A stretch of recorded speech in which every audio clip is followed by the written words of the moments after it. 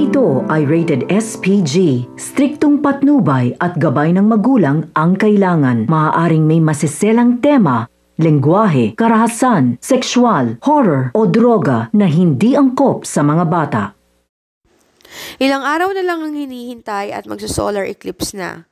Kaya naman, gahol na nga sa oras itong totoong Lucy dahil alam niya na kapag nangyari at lumagpas ang solar eclipse nang hindi sila nagpapalit ng katawan, ay wala nang mangyayari at siya na ang magiging Farah habang buhay.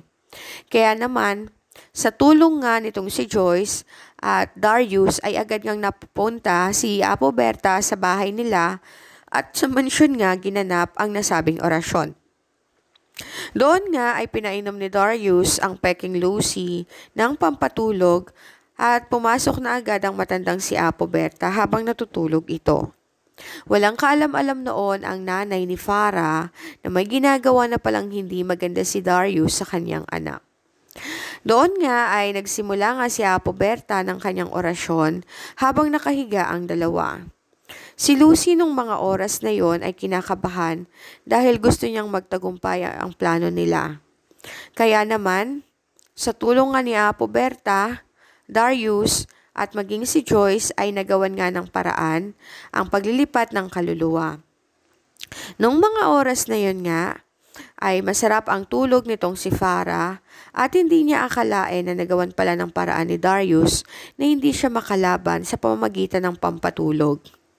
Masayang-masaya pa siya pagkagising niya, subalit pagharap niya sa salamin ay nakita niya na ang kanyang kaluluwa ay nasa kanyang original na katawan.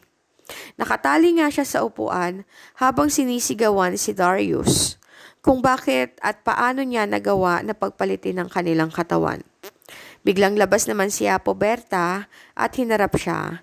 Sinabi nga nito na inakala niyang habang buhay siyang mananatili sa katawan ni Lucy, ngunit hindi niya alam na nahahalata pala ng mga taong nasa paligid niya ang kanyang masamang pag-uugali.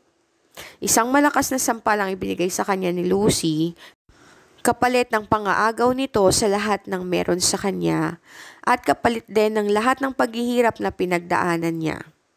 Galit na galit si Farah at sinabing papatayin niya ito kapag nakawala siya.